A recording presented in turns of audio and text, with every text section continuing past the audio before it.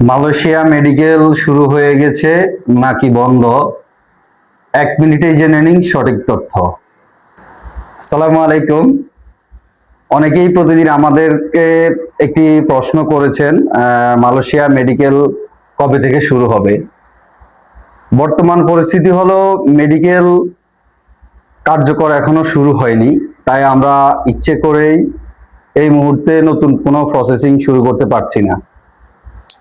তবে একটি বিষয় আপনাদেরকে জানাতে চাই যে আমাদের সঙ্গে পূর্বে যারা সফলভাবে কাজ করেছেন এবং তাদের আত্মীয় স্বজন তারা আমাদের প্রতি আস্থা রেখে আগাম পাসপোর্ট জমা দিয়েছেন।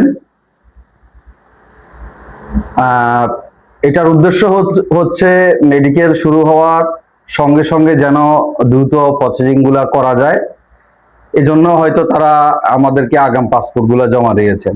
আমাদের অনুরোধ, কোনো গুজব বা অনিশ্চিত তথ্যের উপর ভিত্তি করে সিদ্ধান্ত নেবেন না।